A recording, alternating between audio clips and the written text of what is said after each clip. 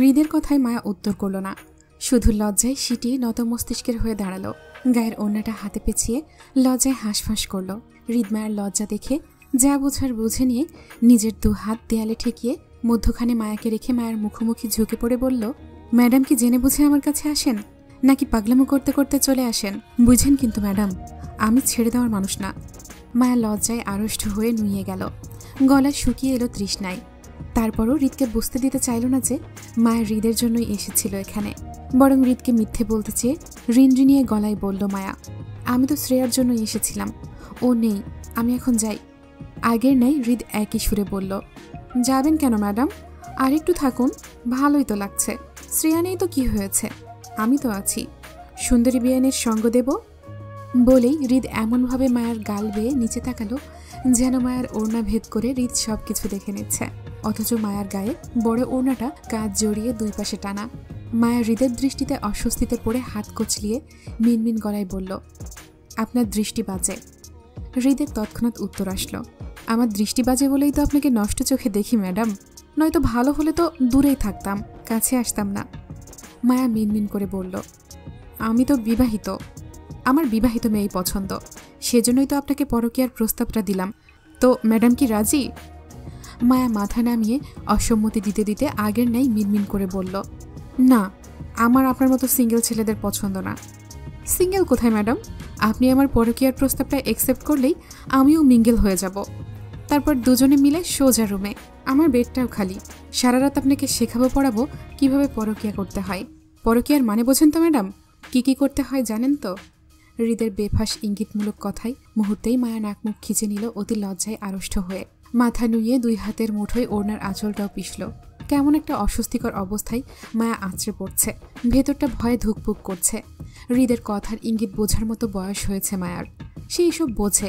এতদিন হৃদের পরিচয় জানত না বলে মায়া হৃদের মুখে মুখে উত্তর করতে পেরেছে, কিন্তু এখন মায়া হৃদের পরিচয় সম্পর্কে অবগত হয়ে মুখ চালাতে পারছে না। বরং মায়া ইহ জীবনেও হৃদের সাথে কোনো তর্ক করবে না বলে প্রতিজ্ঞাও করেছে। কারণ হৃদ মায়াকে এমনিতেই বেয়াদব জানে, নিজের ফোনেও মায়ের নাম্বারটা সেভাবেই সেভ করেছে। মায়াকে কতটা বেয়াদব বউ ভাবলে হৃদ এইভাবে মায়ের নাম্বারটা সেভ করে তা জানা নেই মায়ার। মায়া এতদিন না জেনে বুঝে হৃদের সঙ্গে তর্ক করেছিল, কিন্তু এখন জামাইয়ের পরিচয় পেয়ে মুখ চালিয়ে তর্ক করে আর বেয়াদব হবে না, বরং মায়া বাধ্য বউ হয়ে থাকবে ওর নেতা সাহেবের। মায়া আর মুখ চালাবে না বলে সিদ্ধান্ত নিলেও নিজের ভেতরকার অস্থির ছটফটে উত্তেজনা হয়ে যাচ্ছে বারবার। আর কিছুক্ষণ এইভাবে হৃদের সামনে থাকলে নিশ্চিত মায়ের চতুর্জামাই বুঝে যাবে মায়ের মতিগতি সম্পর্কে। মায়া হৃদকে বুঝতে দিতে চায় না নিজের ভেতরকার অবস্থার কথা, বরং এই মুহূর্তে হৃদ থেকে পালাতে চাইল। আমি নিচে যাব। হৃদ মায়ের অস্থিরতা দেখেই বলল, ম্যাডাম কি আমাকে ভয় পাচ্ছেন? অল্পতে ভয় পেলে চলবে বলুন? আমার তো এখনো কত কিছু করা বাকি, আর আপনার এখনো কত কিছু সহা বাকি। আমি তো আপনার জান খাওয়ার ধান্দায় আছি, আর আপনি জান নিয়ে পালাতে চাচ্ছেন? কথাগুলো বলতে বলতে হৃদ মায়ের সাথে আরো ঘনিষ্ঠ হয়ে দাঁড়ালো। স্পর্শে দুজনের শরীর ছুঁয়ে যেতেই মায়ের সর্বাঙ্গ নাড়িয়ে কেঁপে উঠল হৃদের শরীরের স্পর্শে। মুহূর্তেই মায়ের হৃদের ভয়ে দেয়ালের সঙ্গে সেটে গেল কম্পিত দেহময়ে। হৃদ অনুভব করতে পারল মায়ের কম্পিত শরীরের আঁচ। নিস্তব্ধ ড্রয়িং রুমে যেন ঝঙ্কার তুলল দুজনের উষ্ণ নিঃশ্বাসের শব্দ। সেই উষ্ণতা আরও বাড়িয়ে দিল হৃদ। হাত বাড়িয়ে দেয়ালের সুইচ চেপে আলোকিত ড্রয়িং রুমটা মুহূর্তেই অন্ধকার করে তলিয়ে দিল। মায়া চমকে উঠল, অজানা ভয়ে বুক ধরফর করে উঠল। হৃদ মায়ের ভয় বাড়িয়ে দিয়ে মায়ের থুতনি ধরে লজ্জায় নুয়ে যাওয়া মুখটা ওপরে তুলল। ভয়ার্ত মায়া আরও ভয়ার্ত হলো।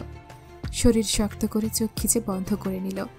হৃদ আবছা আলোয় মায়ের সুন্দর মুখটা দেখল। মুখোমুখি হওয়ার দরুন হৃদের উষ্ণ নিঃশ্বাসের বাতাস মায়ের মুখে অনুভব হতেই মা তরতর করে কাঁপল। হৃদ ঘোর লাগা চোখে মায়ের কম্পিত চোখজোড়া দেখল। হাত বাড়িয়ে মায়ের মসৃণ গাল স্পর্শ করল। অপর হাতটা নেমে আসলো মায়ের কোমরে। হৃদ চোখ আউড়িয়ে মায়ের মায়াময় মুখটা আবারও একবার দেখল। তার অবাধ্য মন আরও অবাধ্য হলো। হৃদের মনে হচ্ছে তার অবাধ্য মন অবাধ্য বউটাকে কাছে পাওয়ার খুশিতে আত্মহারা হয়ে তার বুক থেকে লাফিয়ে না বেরিয়ে যায়, তাহলে তার সম্মান আর কিছুই থাকবে না। এই বেয়াদব বউটা চট করে বুঝে যাবে হৃদের কথা তার অবাধ্য মনটাও শোনে না, আসলে তার মন কথা শোনে তার বউয়ের। তখন হৃদের দুর্বলতা বুঝে যাবে, যেটা হৃদ চাচ্ছে না তার ব্যক্তিত্বের বাইরে গিয়ে এই নারী তার দুর্বলতা বুঝুক। তাছাড়া হৃদের মনের সাথে তার চোখ দুটো চরম বেহায়া, সারাক্ষণ অস্থির হয়ে কিভাবে বউকে খুঁজে বেড়ায়। এত অবাধ্যদের মাঝে হৃদ কিভাবে বাধ্য থাকবে সেটাই বুঝতে পারে না। মাঝে মাঝে তো হৃদের নিজের জন্যই মায়া হয়, সে কিভাবে এত অবাধ্যদের মাঝে পড়ে গেল। তার মন কথা শোনে না, তার চোখ কথা শোনে না, হাত কথা শোনে না, শুধু বউকে ছুঁতে চায়। তার শরীরটাও কেমন বউ বউ করে। সবচেয়ে বড় কথা হলো তার অবাধ্য বউটাই তার কথা শোনে না। হৃদের ঘোর লাগা মন ঠিকরে উঠল মায়ের তীর তীর করা কম্পিত ঠোঁটের দিকে তাকিয়ে। ঘোর লাগার মতো আসক্ত হয়ে দু হাতের উল্টো পিঠ ছুয়ালো মায়ের গালে। গালে পড়া মায়ের চুলগুলো হাতের উল্টো পিঠ দিয়ে সরিয়ে দিতে দিতে হৃদ শব্দ করে চুমু খেলো মায়ের গালে। জীবনের প্রথম চুমু হৃদ থেকে পেতেই মায়ের কম্পিত শরীরের কম্পন আরও বাড়ল। শরীর শক্ত করে নিঃশ্বাস নিতে ভুলে গেল ভয়ে আর উত্তেজনায়। হৃদ মায়ের অপর গালেও ঠিক আগের ন্যায় শব্দ করে চুমু খেলো। মুখ উঠিয়ে মায়ের কম্পিত চোখের দিকে তাকিয়ে বলল, শরীর ছাড়ো। হৃদের কথা মায়ের কান অবধি পৌঁছালো কিনা বোঝা তাই। ভয়ে মায়ের শরীর নরম করার বদলে আরও খিচে শক্ত করে পড়ে রইল হৃদের বুকে। নিঃশ্বাস তখনও আটকে রেখেছে কাঁপতে কাঁপতে। হৃদ মায়ের কপালে শব্দ করে ঠোঁট ছুঁয়ে নেমে আসলো দুই চোখের পাতায়। তীর তীর করা দুই চোখের পাতাতেও একইভাবে ঠোঁট ছুঁয়ে নাকে নামতেই হৃদ সেখানে শক্ত করে একটা কামড় বসিয়ে মোহিত গলায় বলল, নিঃশ্বাস ছাড়ো। মায়ের নিঃশ্বাস ছাড়ার বদলে আরও আটকে রাখল। মায়ের বেগতিক কম্পন বলছে এই মুহূর্তে হৃদকে কতটা ভয় পাচ্ছে ও। তারপরেও হৃদ ছাড়ল না মায়াকে, বরং কামড়ে দেওয়া জায়গায় শব্দ করে ছোট্ট চুমু খেয়ে নেমে আসলো মায়ের লাল ওষ্ঠে। বিয়েতে দেওয়া মায়ের লাল টকটকে লিপস্টিক এখনও লেগে আছে ঠোঁটে। হৃদ সেদিকে তাকিয়ে আরও আসক্ত হলো। শক্ত হাতে মায়ের গাল চেপে ঠোঁট উচালো। একত্রে মায়ের ঠোঁট জোড়া মুখে নেওয়ার 4 কি 5 সেকেন্ডের মাথায় মায়া বেহুশ হয়ে ঢলে পড়তে নিলে হৃদ এলোমেলোভাবে তৎক্ষণাৎ মায়ের দুই বাহু চেপে আঁকড়ে ধরল। মায়া দীর্ঘ সময় ধরে নিঃশ্বাস আটকে রাখার ফলে এখন জ্ঞান হারালো। হৃদ মায়ের দুই বাহু টেনে বুকে চেপে ধরতে ধরতে চট করে হৃদের মেজাজ বিগড়ে গেল। অপর হাতে নিজের ভেজা ঠোঁট মুছতে মুছতে রাগে তীর তীর করে দাঁতে দাঁত পিষল। জীবনের প্রথম চুমুটা সে করতে পারল না বলে তার মেজাজ গরম হচ্ছে। হৃদ বলেছিল নিঃশ্বাস ছাড়তে, বেয়াদব মহিলা ছাড়েনি, তার কথা শোনেনি, সেজন্যই তো জ্ঞান হারালো। নিঃশ্বাস আটকে কে চুমু খায়, বেহুশ তো হবেই। তীর তীর মেজাজে হৃদ চট করে মায়াকে কোলে তুলে হাঁটল বাহিরের দিকে। সে আর এখানে এক মুহূর্তের জন্যও থাকবে না। অন্যের বাড়িতে সে থাকতে পারে না, তার ঘুম আসে না। বউয়ের জন্য এই বাড়িতে এসেছিল, এখন সে বউ নিয়ে চলে যাবে। এই বেয়াদব নারীকে সে তার কাছে নিয়েই যেই গতি করার করবে, কিন্তু তারপরেও এখানে রেখে যাবে না। হৃদের বের হওয়ার পথে আয়ন রাদীপ নিচে ড্রয়িং রুমের সোফায় বসেছিল। দুজনই হৃদের অপেক্ষায় ছিল। রাদীপ হৃদের বাসায় যাবে আর আয়ন হৃদের সঙ্গে বেরিয়ে যাবে নিজের হসপিটালের উদ্দেশ্যে। আয়ন মূলত ফাহাদের বিয়েতে আসার আরও একটি কারণ ছিল জুই, কিন্তু এখানে আসার পর থেকে জুই কেমন আয়নকে এড়িয়ে চলছে, অপরিচিতর মতো আচরণ করছে, যেটা মোটেও আয়নের ভালো লাগেনি। সবচেয়ে খারাপ যেটি লেগেছে সেটি হলো জুই আয়নের থেকে রাদীপকে বেশি প্রাধান্য দিচ্ছিল। রাদীপের কথায় জুই লজ্জাও পাচ্ছিল, অথচ সেই লজ্জাটুকু জুই আয়নের কথায় পাওয়ার কথা ছিল। সেটা রাদীপের কথায় কেন পাচ্ছে সেটাই বুঝতে পারছিল না আয়ন। এমনটা তো হওয়ার কথা নয়। জুই নিজেই আয়নের সঙ্গে যোগাযোগ করেছে, এতদিন আয়নকে গুরুত্ব দিয়েছে, প্রতিনিয়ত আয়নের খোঁজ নিয়েছে, আয়নের প্রতি আগ্রহ দেখিয়েছে বলেই আয়ন জুইয়ের সাথে একটা সম্পর্কে জড়িয়েছে। আয়ন বা জুই দুজনের কেউ কাউকে বলেনি যে তারা একে অপরকে ভালোবাসে বা বিয়ে করতে চায়। অনুভূতির আদান প্রদান হয়নি দুজনের কারোর। তারপরেও দুজনেই বুঝে তারা একে অপরের মায়ায় জড়িয়ে পড়েছে। আয়নের থেকে জুই বেশি আয়নের মায়ায় জড়িয়েছে, সেটা রোজ জুইয়ের মুখ থেকেই শোনা যায়। একদিন আয়ন ব্যস্ততার জন্য ফোন করতে না পারলে জুই কাঁদে, মন খারাপ করে।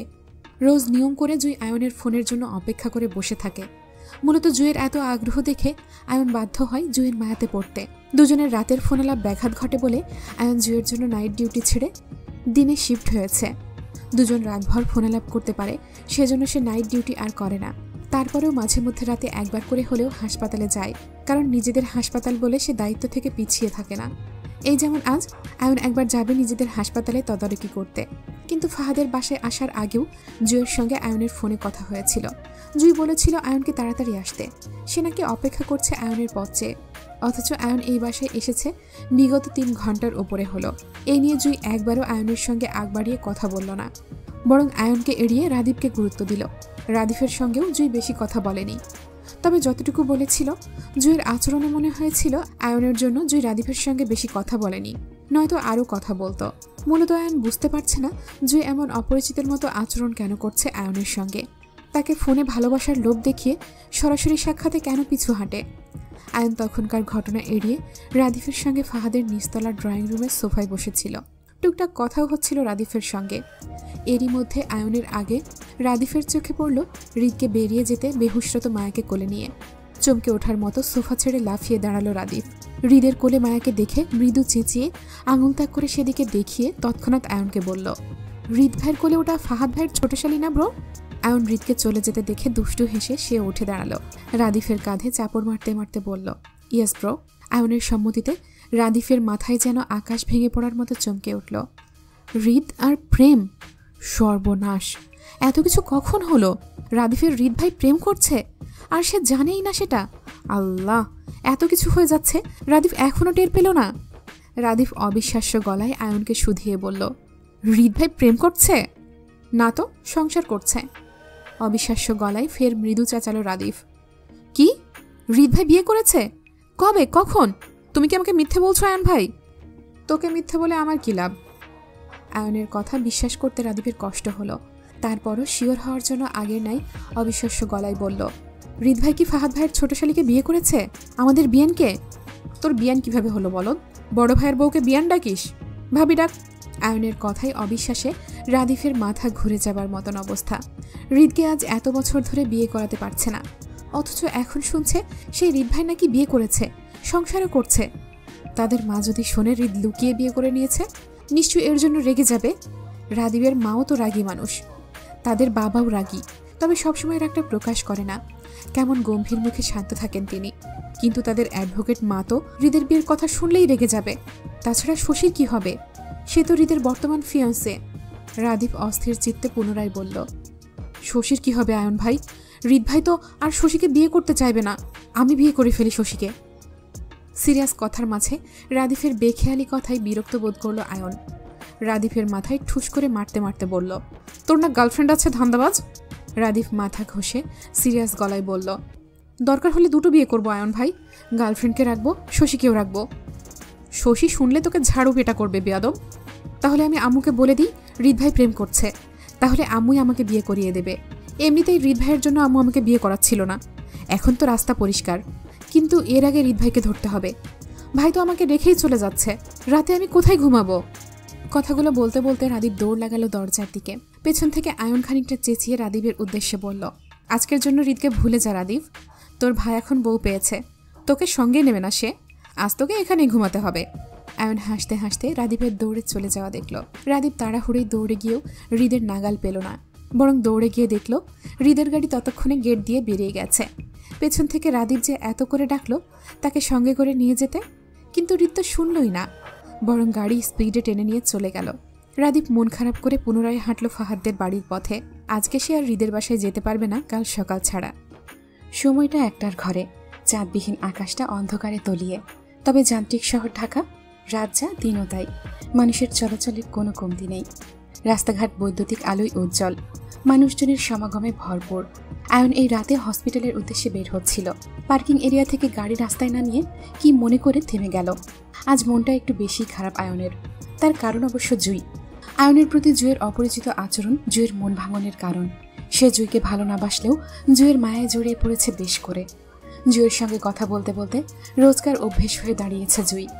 এখন জুইকে ছাড়া তার চলা মুশকিল, বলতে গেলে অচল। আয়ন দম ধরে কিছুক্ষণ গাড়িতে বসে রইল। পরপর বুক ফুলিয়ে শ্বাস ছেড়ে পাশের সিট থেকে নিজের ফোনটা হাতে তুলল। ডায়াল নাম্বারে জুয়ের নাম্বারটা খুঁজে কল দিয়ে কানে ধরল। এই মুহূর্তে জুয়ের সাথে কথা বলা প্রয়োজন আয়নের। আয়ন একটা জিনিস লক্ষ্য করেছে, জুই আয়নকে ফোনে যতটা আপন করে কথা বলে, দুজনের সরাসরি দেখা হলে ততটাই অপরিচিতের মতো আচরণ করে।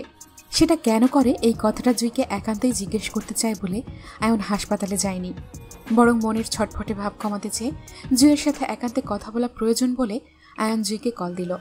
পরপর রিং হতেই ওপাশ থেকে ঘুম ঘুম কণ্ঠে ফোন রিসিভ করল জুই। আসসালামু আলাইকুম। জুইয়ের ঘুম জড়ানো কণ্ঠে সালাম পেয়ে আয়নের বুক শীতল হলো।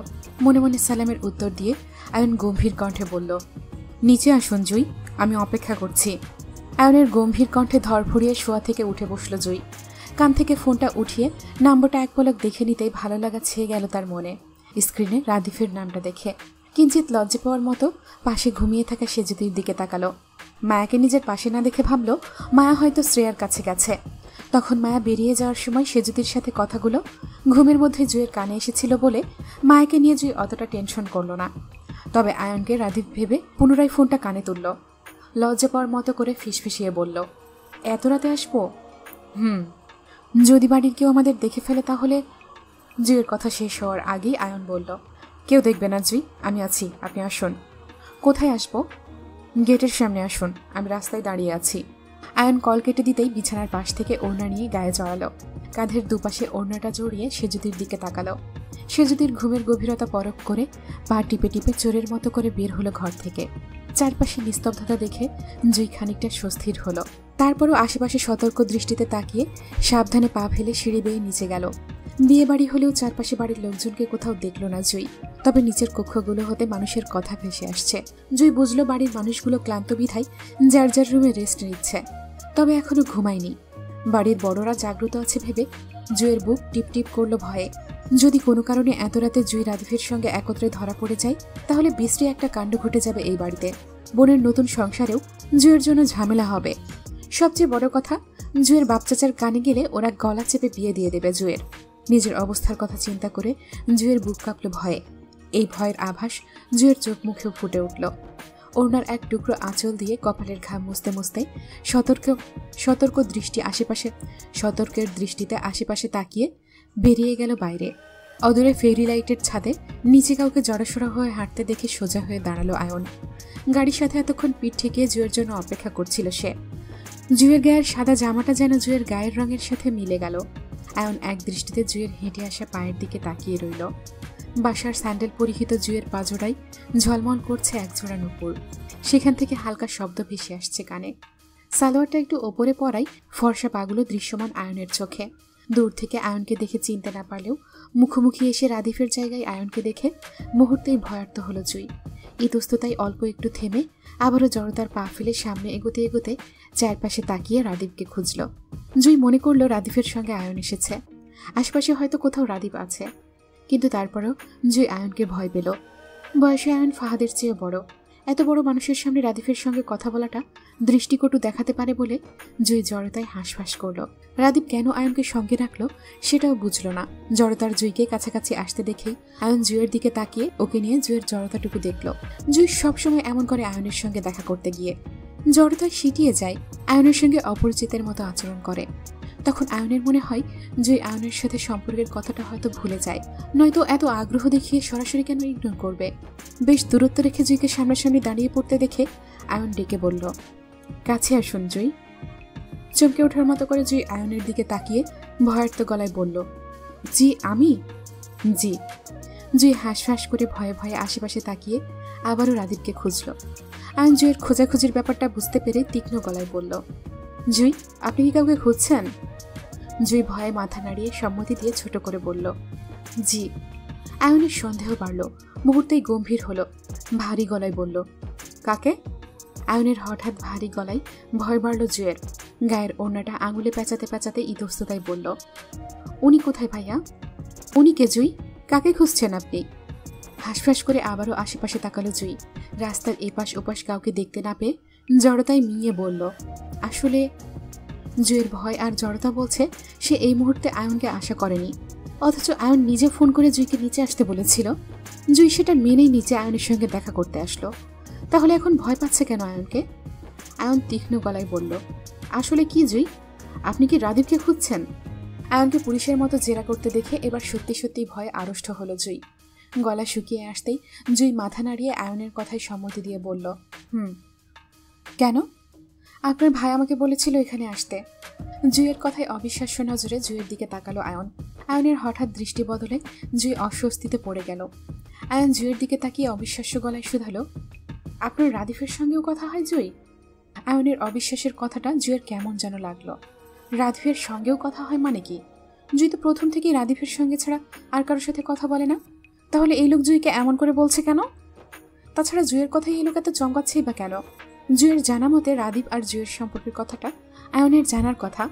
যেহেতু রাদীপ আয়নের সামনে জুইকে এত রাতে দেখা করতে বলেছে, তার মানে আয়নের জানার কথা ওদের সম্পর্কের বিষয়ে।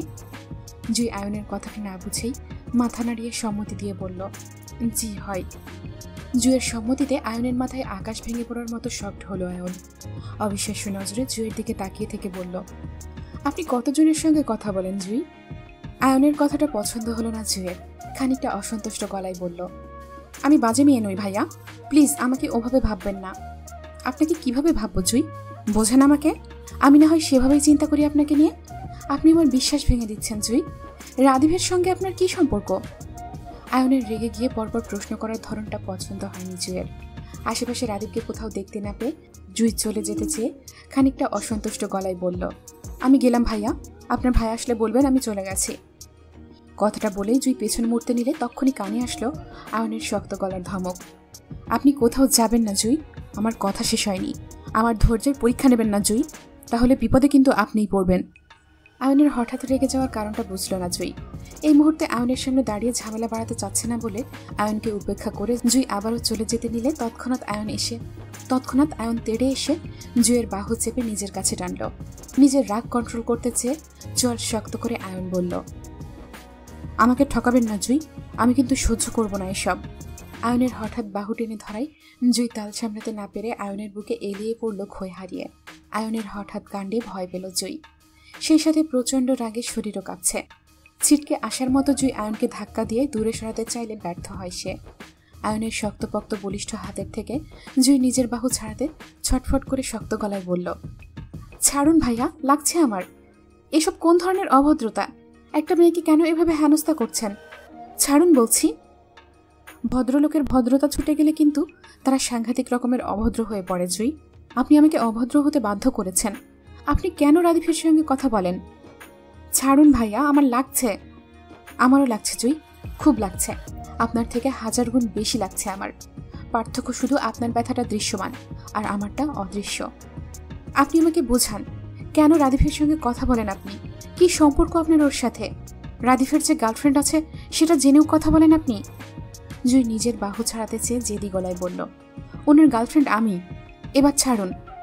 স্তব্ধতার ন্যায় আয়ন শক্ট হয়ে জুইয়ের মুখের দিকে অবিশ্বাস্য দৃষ্টিতে তাকিয়ে রইল। মন ভাঙনে আয়নের হাতটা কেঁপে উঠতেই জুই নিজের বাহু ছাড়িয়ে নিল আয়নের হাত থেকে। আয়ন স্তব্ধ হয়ে জুইকে শুধিয়ে বলল, আপনারা রিলেশনে আছেন কবে থেকে জুই? কত বছর ধরে? বছর নয়, 3 মাস থেকে কথা হয় আমার ওনার সঙ্গে। জুইয়ের কথায় আয়ন আরও চমকে উঠল। একটার পর একটা বজ্রপাত যেন আজকে আয়নের মাথায় পড়ছে। 3 মাস ধরে যদি জুই রাদীপের সঙ্গে কথা বলে, তাহলে আয়নের সঙ্গে জুইয়ের এতদিন ধরে কি চলে? আয়নও তো জুইয়ের সঙ্গে 3 মাস ধরেই কথা বলছে। জুই কি তাহলে প্লেগালের মতো রাদীপ আয়নের সঙ্গে একসাথে কথা বলতো এতদিন? আয়ন কি খুব বেশি ঠকে গেল জুইয়ের থেকে? ভালোবাসায় এত ছলনা করলো জুই আয়নের সাথে? কই, কখনো তো আয়নের মনে হয়নি জুই আয়নকে ছাড়া অন্য কারোর সাথে কথা বলেছে। এর মাঝে জুইয়ের ফোন 2-1 বার ওয়েটিং পেলেও আয়ন বুঝতো হয়তো হৃদের সঙ্গে মায়া কথা বলেছে। কিন্তু এখন শুনছে অন্য কথা, জুই নাকি এতদিন রাদীপের সঙ্গে কথা বলতো। যদি জুই তাদের দুজনের সঙ্গে কথা বলে থাকে, তাহলে এই মুহূর্তে আয়নকে কেন শুধু একা অস্বীকার করছে? রাদীপই সব কিছু, আয়ন কিচ্ছু না? আয়নের সাথে কথা বলার এত মিষ্টি মুহূর্তগুলো সব ভুলে গেল? কিছুই মনে নেই? জুই তো আয়নের সাথেও কথা বলতো। তাহলে আমার আপনার কি ছিল জুই? আমাকে কেন আগ্রহ দেখিয়ে মায়া বাড়িয়ে এভাবে ঠকালেন? জুই খানিকটা বিরক্ত হলো আয়নের কথায়। আয়নকে ব্যক্তিত্ববান পুরুষ মনে করেছিল জুই, কিন্তু এই মুহূর্তে আয়নের পাগলামোতে জুই আয়নকে অসভ্য ছাড়া আর কিছুই মনে করতে পারছে না। তাছাড়া এখানে আসার পর থেকে আয়ন জুইয়ের উপর একটার পর একটা মিথ্যা অপবাদ দিয়ে যাচ্ছে। জুই কখন আয়নের সঙ্গে কথা বলেছিল? শুরু থেকে জুই শুধু রাদীপের সঙ্গে কথা বলতো। তাহলে এই লোক আসলো কোত্থেকে? রাগান্বিত গলায় জুই বলল, আমাকে মিথ্যে অপবাদ দেবেন না ভাইয়া। আমি আপনাকে ঠকালাম কখন? আপনার সঙ্গে আমার কখনো কিছু ছিল না। জুইয়ের পুনরায় আয়নকে অস্বীকার করাতে এবার আয়ন ভয়ঙ্কর রেগে গেল। তৎক্ষণাৎ পুনরায় জুইয়ের বাহু টেনে গাড়ির সাথে চাপল। মানুষ বলে না, শান্তশিষ্ট মানুষগুলো রেগে গেলে ভয়ানক হয়। আয়নের ক্ষেত্রেও তাই হলো। পরপর জুইয়ের অস্বীকারে আয়ন মেজাজ হারালো। ভয়ঙ্কর রেগে হুঙ্কারে বলল, এত মিথ্যা কিভাবে বলেন জুই? আমাকে সামনে রেখে কিভাবে অস্বীকার করে যান? রাদীপ এত প্রিয় আপনার? কি জানেন রাদীপের সম্পর্কে? রাদীপের বিয়ে পর্যন্ত ঠিক করা আছে ওর গার্লফ্রেন্ডের সঙ্গে। হৃদের বিয়েটা হলেই রাদীপের বউ ঘরে তুলবে বড়রা। রাদীপের 3 বছরের রিলেশনশিপে আপনি ঢুকে পড়েছেন 3 মাসের ছলনা হয়ে। আয়নের কোনো কথাই জুই বিশ্বাস করল না, কারণ ওদের ফোনালাপের সময় রাদীপ বলেছিল জুই ছাড়া রাদীপ কোনো দ্বিতীয় নারীর সঙ্গে কথা বা রিলেশনে নেই। এখন জুই রাদীপের কথা বিশ্বাস না করে এই অসভ্য লোকটার কথা কেন বিশ্বাস করবে? জুই ছটফট করে আয়নকে নিজের থেকে দূরে সরাতে চেয়ে বলল, আপনি মিথ্যে বলছেন, আপনার কথা আমি বিশ্বাস করি না। আপনি একটা মিথ্যাবাদী লোক। উনি আমাকে বলেছেন আমাকে ছাড়া দ্বিতীয় কোনো নারীর সঙ্গে উনি কথা বলেন না। নারী বড়ই ছলনাময়ী জুই, আপনাকে না দেখলে হয়তো বিশ্বাস হতো না। আমার সত্যিটা আপনার কাছে বিশ্বাস হচ্ছে না, অথচ রাদীপের হাজারটা মিথ্যা আপনার বিশ্বাস হয়। আমাকে বিশ্বাস না করলে কল দিন আপনার প্রেমিককে, চেক করে দেখুন রাদীপ এখনো হয়তো ওর হবু বউয়ের সাথে কথা বলছে ফোনে। মোটেও না, উনি এখনই আমাকে কল করে নিচে ডাকলো দেখা করতে। আপনি মিথ্যে বলছেন। আয়ন দাঁতে দাঁত চেপে রাগ কন্ট্রোল করে বলল, আমাকে রাগাবেন না জুই, এমনিতেও আমার মাথা ধপধপ করছে আপনার বেঈমানিতে। আপনাকে আমি এখানে রেখেছি, রাদীপ উপরে নিজের রুমে আছে। ফোন করুন ওকে। ওয়েট, আপনার হয়ে আমি ফোন করছি। বলেই আয়ন জুইকে ছেড়ে দিয়ে নিজের ফোনটা পকেট থেকে বের করে রাদীপকে কল লাগালো এবং স্পিকারে রেখে দিল। সত্যি সত্যি রাদীপের কলটা ওয়েটিং দেখালো। জুই আয়নের ফোনের স্ক্রিনের দিকে কপাল কুঁচকে তাকিয়ে রইল অপরিচিত নাম্বার দেখে। জুই ভাবল এটা হয়তো রাদীপের তৃতীয় নম্বর হবে, আর নয়তো জুইয়ের কাছে রাদীপের আরও 2টি নম্বর আছে যেগুলো দিয়ে ওরা কথা বলে। যদিও নাম্বারগুলো জুইয়ের মুখস্থ আছে। আয়ন রাদীপের ওয়েটিং নাম্বারটা দেখালো জুইকে। জুইয়ের বুকটা হঠাৎই ধূপ করে উঠল অজানা ভয়ে। মনে মনে আল্লাহর কাছে অসংখ্য দোয়া করলো যেন আয়নের কথাগুলো মিথ্যে হয়, রাদীপ যেন জুইকে ছাড়া অন্য কোনো নারীতে জড়িয়ে না থাকে। এর মধ্যে রাদীপ আয়নের কলটা রিসিভ করে উচ্ছ্বসিত গলায় বলল, হ্যাঁ আয়ন ভাই বলো। রাগান্বিত আয়ন কথা পেঁচালো না রাদীপের সঙ্গে। এমনি আয়নের রাগে শরীর কাঁপছে। সে জানে রাদীপ কার সাথে কথা বলছিল। তারপরেও জুইকে শোনানোর জন্য আয়ন রাদীপকে প্রশ্ন করার মতো করে বলল, এত রাতে তোর ফোন ওয়েটিং কেন? কার সাথে কথা বলছিস? রাহার সাথে। ভাই কেন, কিছু হয়েছে? কিছু বলবে? রাহার সাথে তোর কয় বছরের রিলেশনশিপ জানি রাদীপ? 3 বছরের। ভাই তুমি তো সবই জানো, তাহলে আবার প্রশ্ন করছো কেন? আয়ন এবার কথা না ঘুরিয়ে সরাসরি রাদীপকে জুইয়ের ব্যাপারে জানতে চেয়ে বলল, তাহলে জুইয়ের সাথে তোর কি চলে? ওর সঙ্গে কেন কথা বলিস? কয়টা লাগে তোর? বেয়াদব হয়েছিস? কি বলছো ভাই? আমি আবার কার সাথে কথা বলবো? জুইকে আবার?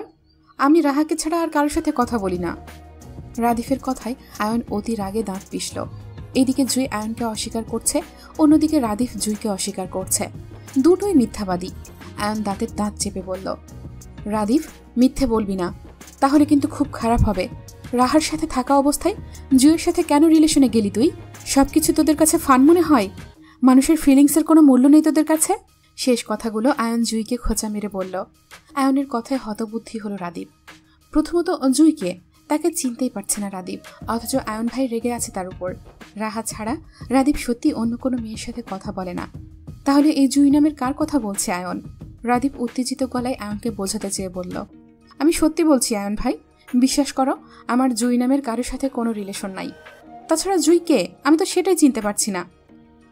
তুমি বলো ভাই জুইকে। আগে আমাকে জুইকে চেনাও, তারপর বলছি আমি আসলে কিছু হয়েছে কিনা। রাগে আয়ন আর কিছু বলতে যাবে তার আগেই পাশ থেকে জুই রাগান্বিত ভঙ্গিতে কল কেটে দেয়।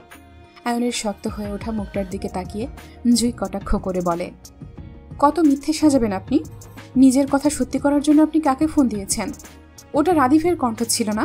আমি ওনার সাথে 3 মাস ধরে কথা বলছি, আমি চিনি ওনার ফোনের কণ্ঠ কেমন হয়।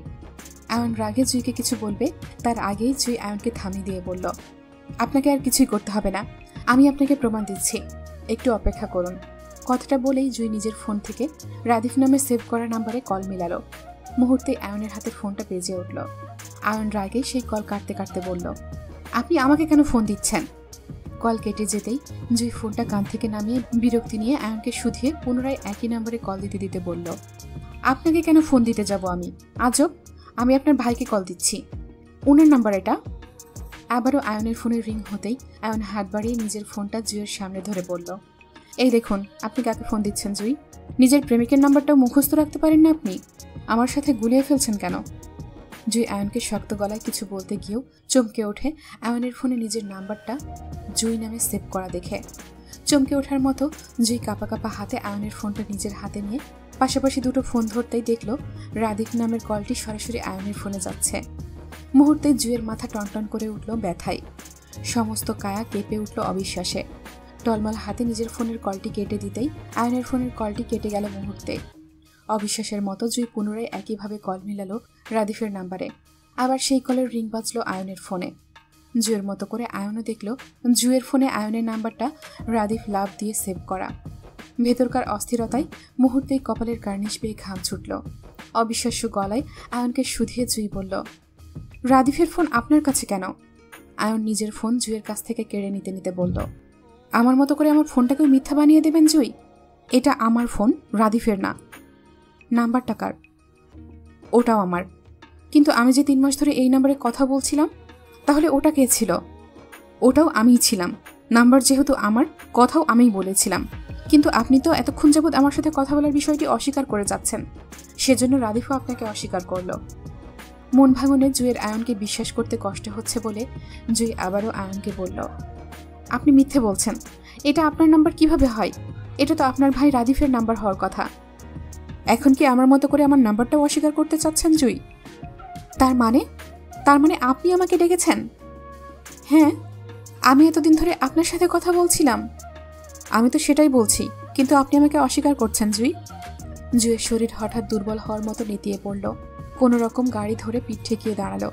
আয়নের উদ্দেশ্যে দুর্বল গলায় বলল, আমি আপনার সাথে ফোনে কথা বলতে চাই। আপনি আমার কলটা এক্ষুনি রিসিভ করুন। আয়ন বিরক্তির চোখে জুইকে দেখল। এর মধ্যে জুই কল দিল আয়নকে। আয়ন জুয়ের ফোনটা রিসিভ করে কানে তুলতে তুলতে বলল, বলুন জুই। দুজন মুখোমুখি হয়ে দাঁড়িয়ে কথা বলাতে আয়নের কণ্ঠ সরাসরি জুয়ের কানে বাড়ি খাচ্ছিল বলে জুই আয়নকে দূরে যেতে বলল, আপনি একটু দূরে গিয়ে দাঁড়িয়ে কথা বলুন। আয়ন সত্যি সত্যি দূরত্ব বাড়িয়ে দাঁড়ালো। মূলত আয়নের মাথায় আসছে না জুই কেন এমন করছে। এতদিন পরে এখন আবার নতুন করে কিসের কণ্ঠ শুনবে জুই আয়নের? আপনি নতুন করে আবার কি শুনতে চান জুই?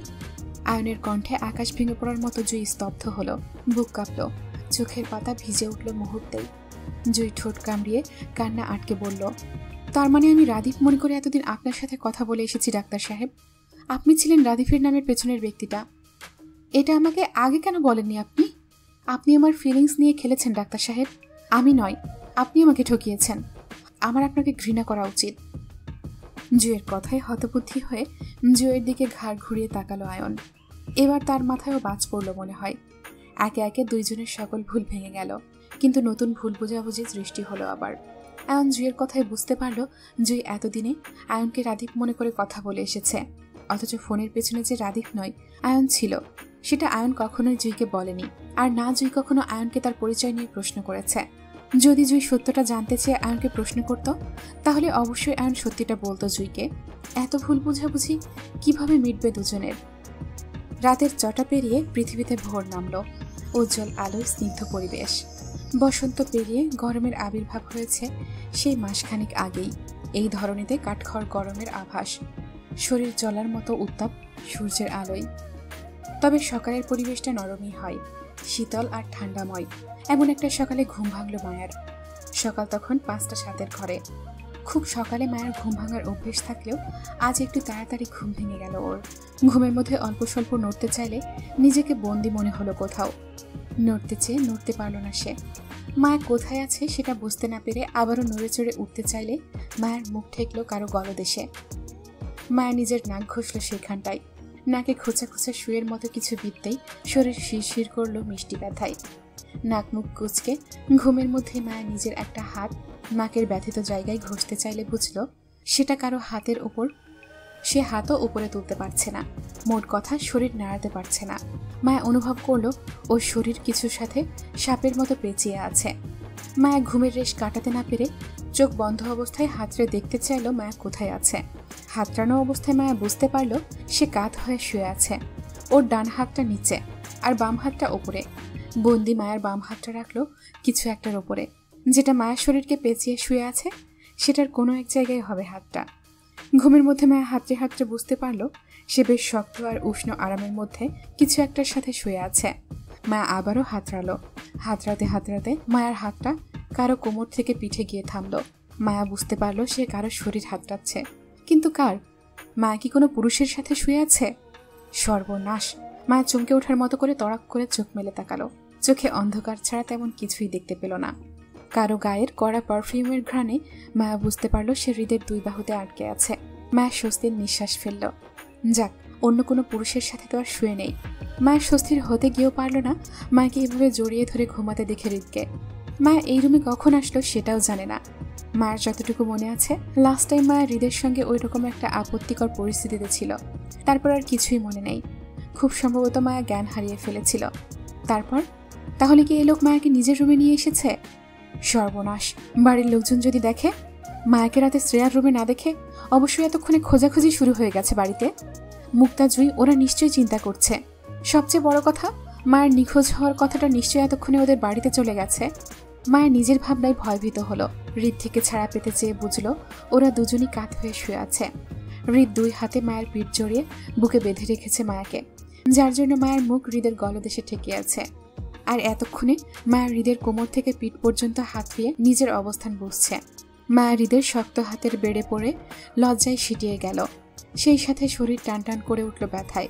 মায়ের পা দুটো সেই কখন থেকে অবশ হয়ে আছে ভারী কিছুর জন্য। মায়া পা নাড়াতে চেয়েও আবারও চমকে উঠল, কারণ হৃদ মায়ের উরু বরাবর এক পা তুলে দিয়ে মায়াকে কোলবালিশের মতো 2 হাতে জাপটে জড়িয়ে ধরে ঘুমাচ্ছে। এবার ভীষণ লজ্জা পেল মায়া। বুকটা ঢিপ ঢিপ করলো অস্থিরতায়। ও কি সারা রাত এভাবেই ঘুমিয়েছিল লোকটার সাথে? ইস, কি লজ্জা! এত লজ্জায় মায়া নিশ্চয়ই ওর স্বামীকে আর মুখ দেখাতে পারবে না। মায়া লজ্জায় আড়ষ্ট হয়ে হৃদ থেকে ছাড়া পেতে চেয়ে আস্তে করে হৃদের হাতগুলো নিজের উপর থেকে সরালো। তারপর হৃদের ঘুমের সুযোগ নিয়ে খুবই আস্তে ধীরে নিজের উরু থেকে হৃদের ভারী পা সরিয়ে চুপচাপ খাট থেকে নামলো। গায়ের ওড়নাটা খোঁজ করতে গিয়ে দেখলো অবহেলায় সেটা ফ্লোরে পড়ে আছে। মায়া কি ওড়না ছাড়া লোকটার সাথে ঘুমিয়েছিল? ইস! মায়া আবারও লজ্জায় আঁচড়ে পড়ে। দ্রুত ফ্লোর থেকে নিজের ওড়নাটা গায়ে জড়াতে জড়াতে ঘাড় বেয়ে তাকালো হৃদের দিকে। হৃদ এখনো মায়ের দিকেই কাত হয়ে ঘুমাচ্ছে। যেভাবে মায়াকে বুকে নিয়েছিল সেভাবেই আছে, শুধু হৃদের বুকে মায়া নেই। মা চোরের মতো কর্নার টেবিল হতে নিজের ফোনটা উঠিয়ে বিনা শব্দে খালি পায়ে রুম থেকে বের হতেই বুক চেপে স্বস্তির নিঃশ্বাস ফেলল। আজ বড় বাঁচা বেঁচে গেছে মায়া। হৃদের ঘুম থেকে ওঠার আগেই মায়া পালিয়ে আসতে সক্ষম হয়েছে। মায়া বুকে হাত রেখে স্বস্তির নিঃশ্বাস ফেলার মধ্যেই নাকে বাজলো কড়া পারফিউমের ঘ্রাণ। এই ঘ্রাণটা মায়া চেনে, হৃদের শরীরের ঘ্রাণ। যতবার হৃদ মায়ের সামনে এসেছিল ঠিক ততবারই মায়া এই সুগন্ধিটা পেয়েছিল। মায়া নিজের কাঁধে নাক বাজিয়ে শ্বাস নিতেই বুঝতে পারল হৃদের শরীরের ঘ্রাণ মায়ের শরীরে মোমো করছে। মা চমকে উঠল, বরাবর নাক বাজিয়ে নিজের শরীর শুকল। বাপরে! মায়ের পুরো শরীরে শুধু হৃদ হৃদ গন্ধ ছড়াচ্ছে। এই মুহূর্তে মায়া যদি কারোর সামনে যায় তাহলে নিশ্চিত ও ধরা পড়ে যাবে। সবাই বুঝে যাবে মায়া যে হৃদের সাথে ছিল রাতে। কি সাংঘাতিক ব্যাপার! লোকটার শরীরের ঘ্রাণটা কেমন মায়াকে টানছে। মায়া ভীতু চোখে চারপাশে তাকালো। চারপাশটা কেমন অচেনা অপরিচিত ঠেকলো। এটা ফাহাদদের বাড়ি নয়, সেটা চট করে বুঝে গেল মায়া। তাহলে মায়াকে এই লোক কোথায় নিয়ে এসেছে? এটা কার বাড়ি? মায়ার জানা মতে এটা খানবাড়িও নয়, কারণ মায়া খানবাড়িতেও গিয়েছিল 2 বার। ওর চেনা আছে খানবাড়ি। তাহলে এটা কোথায়? কে থাকে এখানে? নিজের চিন্তাভাবনার মাঝে মায়া ভয় পেল না, বরং নির্ভয়ে থাকলো হৃদ পাশে আছে বলে। তবে কৌতূহল হয়ে চারপাশে দেখতে দেখতে সামনে আগালো। করিডোরের সামনে মায়া দেখতে পেল একটা লম্বা সিঁড়ি নিচে ড্রয়িং রুম অবধি গিয়েছে।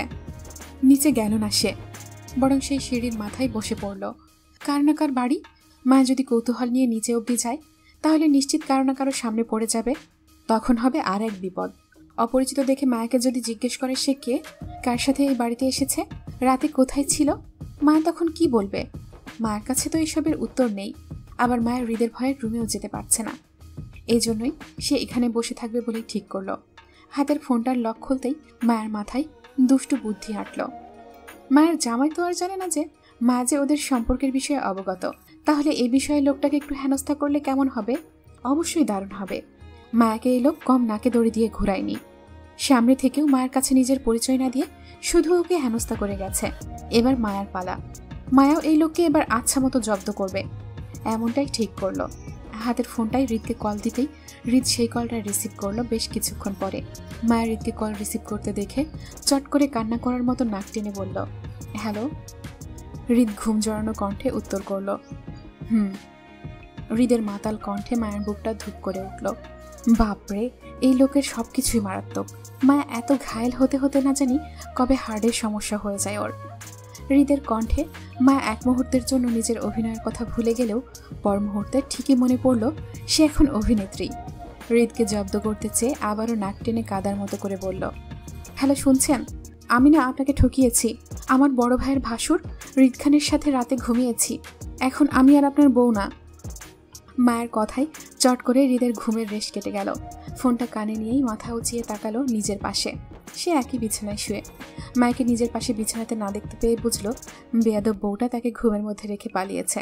হয়তো আশেপাশে কোথাও থেকে হৃদকে কল করে তারই নামে বিচার দিচ্ছে। হৃদও দমে যাওয়ার পাবলিক না, তার স্বামীকে দমানো দায়। হৃদ কাঁধ হওয়া থেকে সেভাবেই উপুর হয়ে বালিশে মাথা রাখতে রাখতে বলল, সমস্যা নাই বউ, হৃদ খান আমার বউয়ের সাথে ঘুমাইছে, আমি ওর বউয়ের সাথে ঘুমাবো, তাহলে হিসাব হবে বরাবর। আমার বউয়ের সাথে ঘুমানোর শোধ আমি ওর বউয়ের সাথে ঘুমিয়ে তুলব। হৃদের কথায় মায়া চট করে কল কেটে থতমত খেয়ে বসল। হৃদকে জব্দ করতে চেয়ে ও নিজেই জব্দ হয়ে গেল। এই ধুরন্ধর লোককে মায়া আদৌ জীবনে জব্দ করতে পারবে বলে মনে হয় না। মায়া একটা কথা বললে এই লোক মায়াকে কেমন করে ওর নিজের কথাতেই ফাঁসিয়ে দেয়। এই যেমন এখন দিল, হৃদ খান আর ফোনের ওপাশের ব্যক্তির বউ তো মায়া নিজেই। দুটো মানুষ তো একই। ফোনের লোকটা যদি হৃদ খানের বউয়ের সাথে ঘুমিয়ে শোধ তুলতে চায়, তাহলে সে মায়ের সাথে আবার ঘুমাবে। ঘুরে ফিরে মায়াকেই মায়ের কথায় ফাঁসিয়ে দিল। মায়া নিজেকে নিয়ে বড্ড আফসোস করল। সে যদি একটু চালাক হতে পারত, কোনো না কোনোভাবে নিজের স্বামীকেও কথার জালে ফাঁসাতে পারত। মায়ের যা বুদ্ধি, সে তো ইহজীবনেও এই লোকের সাথে কথায় পেরে উঠবে না, আর না এই লোককে কখনো জব্দ করতে পারবে। আহা, মায়ের আরও একটা নতুন আফসোস যোগ হলো নিজের স্বামী চতুর বলে। সকাল 5টা পেরিয়ে 5:45 ঘরে কাক ডাকা ভোরে পাখির কিচিরমিচির শব্দ ভেসে আসছে অদূরের লিচু গাছটা থেকে। মায়া বাড়ির সামনে দরজায় দাঁড়িয়ে সেদিকে বিস্ময়ে তাকিয়ে। ছোট লিচুর গাছের শাখা ডাল নুয়ে পড়েছে কাঁচা পাকা অসংখ্য লিচুর ভারে। লিচুগুলো দেখতে লোভনীয় হলেও মায়া সেদিকে এগিয়ে গেল না পেড়ে খেতে। কার না কার বাড়ি কে জানে। রাতের অন্ধকারে মায়াকে ওর স্বামী কার বাড়িতে নিয়ে এসেছে মায়া এখনো জানে না। বাড়ির মালিক বা আশেপাশে অন্য কাউকেও দেখেনি এখনো। সেজন্য মায়া তখন সিঁড়ি থেকে নেমে নিচের ড্রয়িং রুমটা পার হয়ে বাইরে এসে দাঁড়িয়েছে। তবে মায়া বুঝতে পারছে এটা ফাহাদদের বাড়ি নয়, কারণ মায়ার বোনের শ্বশুর বাড়ি ওর চেনা। কিন্তু এই অপরিচিত বাড়িটি মায়া চেনে না বলেই বের হয়েছে দেখতে এই সুন্দর ডুপ্লেক্স বাড়িটা। ছোটখাটো দোতলা ডুপ্লেক্স বাড়িটির সামনে একটা সুন্দর বাগানও আছে, তবে সেই বাগানে ফুলের চারা নেই, আছে শুধু অসংখ্য ফলের গাছ। বেশ কিছু ফল গাছ মায়া চিনতে পারলেও অনেক গাছই সে চিনতে পারছে না। নামবিহীন বিদেশি ফলের চারা হবে বলে মনে হলো মায়ার। মায়া মাথার ঘুমটা আরও একটু টেনে নুয়ে পড়া লিচু গাছের নিচে দাঁড়ালো। ওর গায়ে এখনো কালকের পরা সেই সাদা পাকিস্তানি জামাটি জড়ানো। ফর্সা পায়ে হৃদের বড় বড় স্যান্ডেল জোড়া মায়ার পাকে বেশ ছোট দেখালো। হয়তো তখন হৃদের রুম থেকে পালিয়ে আসতে গিয়ে তাড়াহুড়োই মায়া নিজের জুতো খুঁজে পায়নি। চোখের সামনে যা পেয়েছিল তাই পরে হৃদের রুম থেকে পালিয়েছিল সে। মায়া ঘুরঘুর করে বাগানটা দেখতে লাগলো। অসংখ্য ফল গাছের ভেতরে এক মুহূর্তের জন্য ভুলে গেল হৃদের কথা। হাত বাড়িয়ে ফলের চারা সহ গাছগুলো ছুঁয়ে দেখার মধ্যেই আসিফের গলা পেয়ে মায়া চমকে ওঠার মতো করে পেছনে ঘুরল। তখনই চোখে পড়ল আসিফকে বাসার কাপড়ে দাঁড়িয়ে একজন মহিলার সঙ্গে কথা বলছে। মায়া অদূর বাগান থেকে দাঁড়িয়ে দুজনকে দেখে বুঝতে পারল মহিলাটি হয়তো এই বাড়ির সার্ভেন্ট হবে, আর আসিফ তাকে তার কাজ বুঝিয়ে দিচ্ছে। মায়ের হঠাৎই মনে হলো হৃদের কথা। লোকটা হয়তো এখনো ঘুমিয়ে আছে, সেজন্য মায়ের খোঁজ জানে না। কিন্তু ঘুম থেকে উঠে মায়ের খোঁজ করলে মা এই লোকের সামনে দাঁড়াবে কি করে? মায়া তো লজ্জায় মরে যাবে। কাল রাতের ওইসব ঘটনার পর মায়ের আর সাহস নেই লোকটার সামনে দাঁড়ানোর। ভাগ্যিস মায়া কাল রাতে বেহুশ হয়েছিল, নয়তো সে হার্ট অ্যাটাক করত। এই লোক মায়ের উপর যে চাপ সৃষ্টি করেছিল, মায়ের তো এখন এই লোকের সামনে যাওয়া রীতিমতো অসম্ভব হয়ে দাঁড়িয়েছে। তার থেকে সবচেয়ে বড় কথা হলো মায়ের স্বামী ওর মতিগতি বুঝতে পেরেছে। হয়তো জেনে গেছে মায়া যে তাদের দুজনের স্বামী স্ত্রী হওয়ার সম্পর্কটা নিয়ে অবগত। তার জন্য তো লোকটা আজকাল মায়ের সাথে কেমন আপোষে মিশে যেতে চায়। মায়ের মনস্তাত্ত্বিক ভাবনার মাঝেই একজোড়া সাদা পা ঘাসের ওপর দেখল। মায়ের বেখালি দৃষ্টি মাটি থেকে তুলে সামনে তাকাতেই চমকে উঠল হৃদের উপস্থিতি দেখে। থতমত খেয়ে তাড়াহুড়োই পালিয়ে যেতে চাইলে হৃদ তৎক্ষণাৎ মায়ের বাহু টেনে আটকায়। মায়ের রাতের কথা ভেবে লজ্জায় মাথা নুইয়ে রাখলে হৃদ মায়ের বাহু টেনে কাছে আনে। মায়ের থুতনি ধরে মুখটা ওপরে তুলতেই দুজনের চোখাচোখি হলো। মায়ের লজ্জায় মুখ ঘুরিয়ে নিতে চাইলে হৃদ মায়ের মুখটা আটকে রেখে বলে, কি ম্যাডাম, কি সমস্যা? পালাতে চাচ্ছেন কেন? মায়া উত্তর করল না, বরং জোর করে মুখটা নামিয়ে নিল হৃদের হাত থেকে। এভাবে মায়ের ভীষণ লজ্জা লাগছে। লজ্জায় সিটিয়ে মায়া হাঁসফাঁস করে দৃষ্টি লুকাতে চাইল এদিক সেদিক তাকিয়ে। হৃদ মায়ের লজ্জা মিশ্রিত মুখটা দেখে দুষ্টু হেসে মায়ের নাক টানল। মায়া উফ শব্দ করে। হৃদ মায়ের নাক ছেড়ে কপালে ঠুকা মারতে মারতে বলল, বারবার কাছে আসছেন, ধরা দিচ্ছেন, তর্ক করছেন না। কাহিনী কি? আমার প্রেমে টেমে পড়লেন নাকি ম্যাডাম? হৃদের দুষ্টু মুখভঙ্গিমা এই প্রথম দেখল মায়া। লোকটা মজা করে মিটমিট হাসতে পারে সেটা জানা ছিল না মায়ার। মায়া বিস্ময়ে হৃদের মুখের দিকে তাকালো। হৃদের ঠোঁটের কোণে অল্প হাসিটা দেখতে দেখতে মুহূর্তেই গায়েব হয়ে গেল। হৃদ মুখটা স্বাভাবিক করে নিতেই মায়া মুখ ভার করে বলল, প্রেমে পড়ার জন্য আপনার ফিয়ান্সি শশী আপু আছে না? আমি কেন প্রেমে পড়তে যাব? আমি প্রেমে পড়ব না। হৃদের স্বাভাবিক হয়ে যাওয়া মুখটা আবারও উজ্জ্বল হলো। ঠোঁট বাঁকিয়ে হেসে দ্বিতীয়বারের মতো মায়ের নাক টেনে বলল, জলে? মায়া গাল ফুলিয়ে হৃদের দিকে তাকালো। কষ্ট পেয়ে হৃদকে পেছনে ফেলে পিঠ মুড়ে দাঁড়াতে দাঁড়াতে বলল, না। হৃদ মায়ের অবুজ কাণ্ড দেখে ঠোঁট কামড়ে হাসল। বউ তার জ্বলছে সেটা সে জানে। হৃদ জেনে শুনেই নিজের বউকে জ্বালাচ্ছে। মূলত তার ভালোই লাগছে এটা করতে। হৃদ মায়ের বাহু টেনে নিজের দিকে ফেরালো। মায়ের গাল টেনে বলল, পোড়া পোড়া গন্ধ পাচ্ছি ম্যাডাম। কার কলিজা যেন পুড়ছে, তাই না? মায়া এক হাতে নাক ঘষতে ঘষতে হৃদের দুষ্টু দৃষ্টির দিকে তাকালো। হৃদ যে ইচ্ছে করে মায়াকে হেনস্থা করছে সেটা বুঝে মায়া কথা ঘোরাতে চাইল। আশেপাশে দৃষ্টি ঘুরিয়ে মিহিস্বরে বলল, এই বাড়িটা কার? তোমার। হৃদের সোজাসাপটা উত্তরে বিস্মিত হলো মায়া। হৃদকে শুধিয়ে বলল, আমার?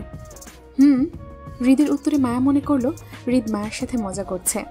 মায়া পুনরায় একই ভঙ্গিতে বলল, প্লিজ বলুন না বাড়িটা কার? আর ওই লিচু গাছটা, এইটা কার? হৃদ মায়ের আঙুলের অনুসারে ঝুলন্ত লিচু গাছটার দিকে তাকালো। সে ওপর থেকে দেখছিল মায়াকে এই লিচু গাছের আশেপাশে ঘুরঘুর করতে। হৃদ মায়ের হাতটা ধরে লিচুর গাছের সামনে দাঁড়ালো। ঝুলে থাকা লিচু থেকে একটা লিচু নিয়ে সেটার খোসা ছাড়ালো। বীজ ছাড়িয়ে সাদা অংশটুকু মায়ের মুখে তুলে দিতে দিতে বলল, এই বাড়ি, এই ঘর, এখানকার সবই তোমার। আমি তো ভাড়াটিয়া তোমার। আপনি ভাড়াটিয়া আমার? মায়া অবাক গলায় শুধালো হৃদকে। হৃদ একইভাবে দ্বিতীয় লিচুটা গাছ থেকে পেড়ে খোসা ছাড়িয়ে মায়ের মুখে তুলে দিতে দিতে সম্মতি দিয়ে বলল, মায়া মুহূর্তেই খুশি হয়ে গেল, কারণ সে হৃদের ইঙ্গিত বুঝতে পেরেছে। তাই হৃদ যে এই বাড়ির মালিক সেটা বুঝতে বাকি নেই মায়ার। মায়ের স্বামী এই বাড়ির মালিক হলে তো মায়া তো তার বউ, তাহলে সে মালকিন হবে, এটাই স্বাভাবিক। আর এজন্যই হয়তো হৃদ মায়াকে এই বাড়ির মালিক বলে সম্বোধন করছে। মায়ের লজ্জা মিশ্রিত মুখে খুশি হয়ে গেল। হৃদ মায়ের মুখের দিকে তাকিয়ে আরও একটা লিচু মায়ের মুখে তুলে দিল। দুজনের কেউ কাউকে এই পর্যন্ত ভালোবাসি বলেনি, আর না কেউ কাউকে জানিয়েছে তাদের একে অপরের স্বামী স্ত্রী হওয়া সম্পর্কে অবগত। ভালোবাসা মুখে প্রকাশ করেনি কেউ, অথচ এই দুজনকে একত্রে দেখলে যে কেউ বলে দিতে পারবে তাদের দুজনের মধ্যে কতটা গভীর প্রেম চলছে। হৃদের নিশ্চুপ ভালোবাসা আর মায়ের অস্থির মনোভাব দুজনকে একে অপরে ডুবিয়ে রাখে সারাক্ষণ। মায়ের মুখে যখন হৃদ শেষ লিচুটা তুলে দেয় তখন মায়া মুখ ফিরিয়ে নেয় আর খাবে না বলে। হৃদ তারপরও মায়ের মুখে শেষ লিচুটা দেওয়ার সময় হতভম্ব হয়ে গেট দিয়ে ঢুকতে দেখা গেল রাদীপকে। রাদীপকে দেখেই মায়া ভয় পেল। রাদীপ যদি মায়াকে এখানে দেখে উল্টাপাল্টা কিছু মনে করে, বড়দের সবাইকে জানিয়ে দেয়, তাহলে বিপদে পড়বে ওরা দুজন। মায়া সেই ভয়ে হৃদকে না বলে দৌড়ে পালিয়ে গেল বাড়ির ভেতরে। মায়ের হঠাৎ কাণ্ডে হৃদ খানিকটা চমকালো। মায়ের দৌড়ে চলে যাওয়ার দিকে তাকিয়ে খানিকটা উঁচু গলায় খাট ছেড়ে মায়ের উদ্দেশ্যে ডেকে বলল, রাতের ব্যাপারটা ভুলিনি কিন্তু হৃদ, আমার অসমাপ্ত কাজটা সমাপ্ত চাই। ডাইনিং টেবিলে রাদীপের মুখোমুখি মায়া জড়তায় বসে আছে। পাশেই হৃদ টান টান হয়ে নাস্তার প্লেট উঠিয়ে বসলো। তাতে নাস্তা তুলে খাবে সে, তাই সামনে নানা রকমের খাবার, সার্ভেন্ট পাশেই দাঁড়িয়ে, অথচ কেউ প্লেটে খাবার তুলে দিচ্ছে না। এমন থমথমে পরিবেশে মায়া উঠতেও পারছে না জড়তায়। হৃদ একা থাকলে একটা কথা ছিল, কিন্তু রাদীপ মুখোমুখি বসে থাকার কারণে মায়া ভদ্রতা দেখিয়ে এই মুহূর্তে উঠে যেতে পারছে না। যদি বেয়াদবি হয় সেই জন্য, অথচ রাদীপের মনোভাব এমন যেন এই মুহূর্তে মায়া ছাড়া টেবিলের আশেপাশে আর কেউ নেই। সেই তখন থেকে রাদীপ ড্যাব ড্যাব করে মায়াকে দেখেই যাচ্ছে। এতে করে মায়া ভীষণ নার্ভাস হচ্ছে, অস্বস্তিতে আঁচড়ে পড়ছে। এভাবে মুখের উপর একদৃষ্টিতে তাকিয়ে থাকলে অস্বাভাবিক লাগে না বিষয়টা? হৃদ, মায়া আর রাদীপ দুজনের মনোভাব দেখল। রাদীপকে আপাতত কিছু বলে লাভ নেই, সে বড় ভাইয়ের বউকে গবেষণা করতে বসেছে এই মুহূর্তে। যতক্ষণ না পর্যন্ত রাদীপের গবেষণা শেষ হবে ততক্ষণ পর্যন্ত সে মায়ের দিকে এইভাবেই তাকিয়ে থাকবে। হৃদ রাদীপকে উপেক্ষা করে মায়াকে বলল প্লেটে খাবার তুলে দিতে। মায়া আমতা আমতা করে আরও সিটিয়ে বসলো চেয়ারে। রাদীপের দৃষ্টি আর মতিগতি কোনোটাই পরিবর্তন হলো না। মায়াকে চেয়ার ছেড়ে উঠতে না দেখে এবার হৃদ বিরক্ত হলো। ধমক দিতেই মায়া হাঁসফাঁস করে উঠে দাঁড়ালো। অস্বস্তিতে পড়ে থতমত খেয়ে হৃদের ঠিক করে রাখা প্লেটটা উল্টিয়ে দিল। মায়ের এমন কাজে হৃদ কপাল কুঁচকালো। তীক্ষ্ণ গলায় বলল, কফি দাও। হৃদ মায়াকে কফির জন্য আদেশ করে মায়ের উল্টে দেওয়া প্লেটটা নিজেই আবার ঠিক করে রাখলো। মায়ের হৃদকে কফি দিতে চেয়ে চায়ের কেটলিতে ধরলে রাদীপ বলল, ভাবি আমার প্লেটটা উল্টিয়ে দাও ভাইয়ার মতো করে। সোজা প্লেটে নাস্তা করে মজা পাই না, স্বাদ আসে না। উল্টো প্লেটে নাস্তা করলে নিশ্চয়ই মজা পাবো, তাই না? রাদীপের মুখে ভাবি ডাকটা শুনে মায়ের মনে অস্থিরতার ঝড় উঠল। অস্থির ভঙ্গিতে মায়ের হৃদের দিকে তাকিয়ে দেখল হৃদ মায়ের দিকে পূর্ব থেকেই তাকিয়ে আছে। দুই ভাই এমন করে মায়াকে কি দেখছে আল্লাহই জানে, কিন্তু মায়ের সাংঘাতিক অস্বস্তিতে ভুগছে এই মুহূর্তে। তাছাড়া রাদীপ যে সরাসরি মায়াকে ভাবি ভাবি ডাকছে তাতে হৃদ বাধাও দিচ্ছে না, বরং চুপ থেকে নীরব সম্মতি জানাচ্ছে। হৃদের নিশ্চুপ সম্মতি আর রাদীপের সরাসরি ভাবি ডাকাই মায়া ভেতর থেকে অস্থির হয়ে উঠল। সবকিছু গুলিয়ে ফেলে এলোমেলো কাজ করতে লাগলো। খালি চায়ের কাপটা হৃদের দিকে এগিয়ে দিতে দিতে বলল, আপনার রুটি। হৃদ মায়ের হাতের খালি চায়ের কাপটার দিকে তাকিয়ে সেটা নিজের হাতে নিয়ে বিস্ময়ে বলল, এটা রুটি? মায়ের হৃদের হাতের দিকে তাকিয়ে অস্থির ভঙ্গিতে লজ্জিত হলো। কি করবে ভেবে না পেয়ে তাড়াহুড়োই হৃদের হাত থেকে খালি কাপটা ছিনিয়ে নিতেই সামনে থেকে রাদীপ সিরিয়াস গলায় বলল, ভাবি আমাকেও ভাইয়ের মতো এমন রুটি দিন। লজ্জা ভয় অস্থিরতা একত্রে ঘিরে ধরল মায়াকে। রাদীপ যেন সেসব আরও বাড়িয়ে দিচ্ছে, বারবার ভাবি ডেকে আবদার করে মায়ের অনিচ্ছাকৃত ভুলগুলো আরও বাড়িয়ে দিচ্ছে। রাদীপ পুনরায় রুটি চাইলে মায়া হাতের কাছে একটা আপেল রাদীপের দিকে এগিয়ে দিতে দিতে ভয়ে আমতা আমতা করে বলল, আপনার চা। রাদীপ মায়ের হাত থেকে আপেলটা নিয়ে গোল গোল চোখে সেটা কয়েক পলক দেখে টুপ করে সেটাতে কামড় বসাতে বসাতে বলল, আহা ভাবির হাতের চা হলো অমৃত। চা তো নয়, যেন আপেলের স্বাদ পাচ্ছি খেতে। মায়ের হৃদের দিকে একটা কলা এগিয়ে দিতে দিতে একই ভঙ্গিতে বলল, আপনার কফি। হৃদ মায়ের হাত থেকে কলাটা নেওয়ার আগেই রাদীপ সেটা ছু মেরে নিতে নিতে বলল, ভাবি ভাইয়ের তোমার কফি খাওয়ার দাঁত নাই, আমার দাঁত আছে 34টা। এই যে দেখো, এই জন্য আমি তোমার কলা ফ্লেভারের কফিটা খাই। কেমন?